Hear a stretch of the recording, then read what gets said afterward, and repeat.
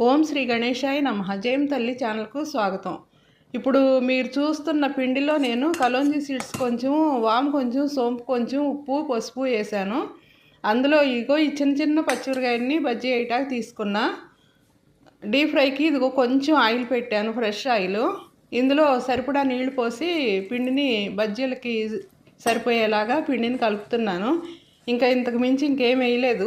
ఈ పిండి అయితే 1 కేజీ బియ్యానికిను ఒక 100 గ్రాముల శనగపప్పు శుభ్రంగా కడిగేసి ఎండబెట్టి మిల్లు పట్టించుకున్న పిండి. ఇది ఇంట్లో పిండి వంటలకు ఉపయోగపడుతుందని నేను అలా పెట్టుకున్నాను. ఆ పిండితో జంతికలైనా వండొచ్చు, దోతి పకోడీలైనా వేసుకోవచ్చు.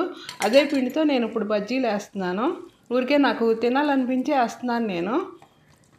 ఇవి చిన్న చిన్న మిరపకాయలు కదా, ఈ మొత్తం ఇలా పిండిలో కలిపి పెట్టుకున్న పిండిలో కలిపేసి 3 ముద్దలుగా వేసేస్తున్నాను ఈ 10 పచ్చిమిరకాయలని. నిన్న మాకు ఊళ్ళో సత్యనారాయణ స్వామి వ్రతం అయితే భోజనాలు పిలిచారు. అక్కడ మిర్చి బజ్జీ వేశారు. నాకేంటో అంత టేస్ట్ అనిపించలేదు. మామూలుగా నాకు మిర్చి బజ్జీ అంటే చాలా ఇష్టం. సరేలే, ఏముంది మన ఇంట్లో మన ఇష్టం వచ్చినట్టు చేసుకోవచ్చు కదా అని అనుకున్నా. ఈరోజైతే నేను ఇలా వేసుకుంటున్నాను. బజ్జీలు వేసేసాక చెట్టు నుంచి కాస్త వామాకు తెచ్చి మిగిలిన పిండిలో ఇలా కలిపేసి బజ్జీలు తీసేసాక ఇది వేసేస్తున్నాను.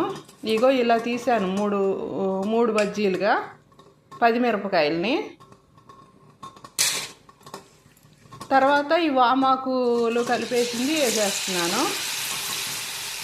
వామాకులు నేనేం తుంపలేదు. పైన చివర్లో పువ్వులాగా ఉంటాయి కదా, అయ్యే ఒక 4-5 తెంపుకొచ్చా చెట్టు నుంచి. వాటిని శుభ్రంగా కడిగేసి మిగిలిన పిండిలో కలిపేసి వేసేస్తున్నాను. మొత్తం పిండి శుభ్రంగా తుడిసేసాను. ఈ రెండింటికి కలిపి నేను 1 కప్పు పిండి కలిపాను అంతే. ఇది బియ్య పిండి ఎక్కువ కాబట్టి కొంచెం తెల్లగా ఉన్నాయి. ఫైనల్గా అయితే టేస్ట్గా అయితే బాగానే ఉన్నాయి. ఇవి బాగా ఎక్కువగా యాగనిచ్చేస్తే మళ్ళీ గట్టిగా ఉంటాయి.